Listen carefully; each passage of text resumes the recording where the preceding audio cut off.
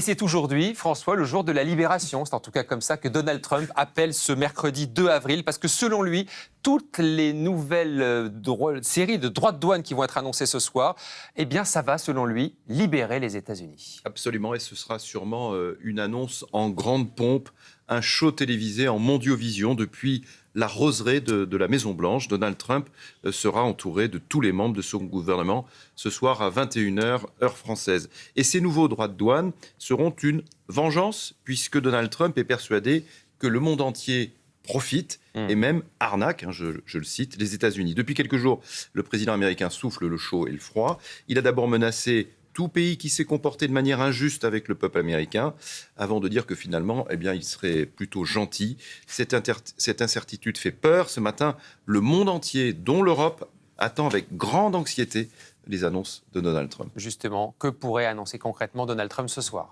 Alors, pour être tout à fait honnête, c'est pas complètement clair, même très peu clair. C'est très flou. Très flou. Personne ne sait exactement ce que Donald Trump va décider et il n'est pas certain qu'à cette heure-ci, il le sache lui-même d'ailleurs. Et alors, il y a quand même des pistes. Les pays qui seraient les plus touchés par ces droits de douane seraient les partenaires avec lesquels les États-Unis affichent d'importants déficits commerciaux. Alors, il les appelle les Dirty 15, qu'on pourrait traduire par les 15 salopards. Ah oui, en référence vous savez, le film... De Tarantino. Voilà. Mais ils étaient 8. Alors, il y a aussi les 12 salopards, qui est un film de guerre de 1967. Ah oui, vous remontez encore plus loin dans les références. J'ai un peu travaillé cette chronique.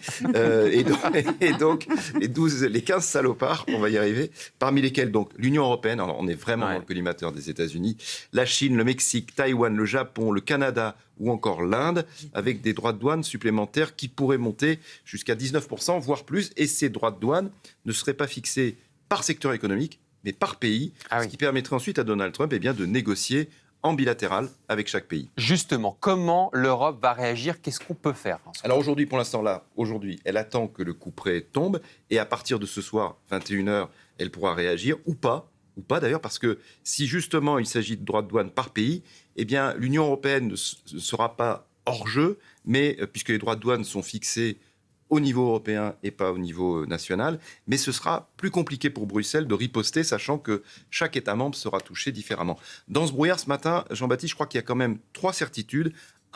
L'Europe a la puissance économique et les instruments pour riposter.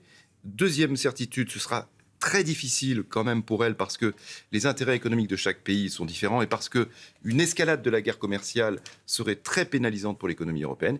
Et puis, troisième certitude qui dépasse, je dirais, l'Europe, nous allons vivre aujourd'hui en direct la fin du système commercial mondial en place depuis la Seconde Guerre mondiale. Et donc,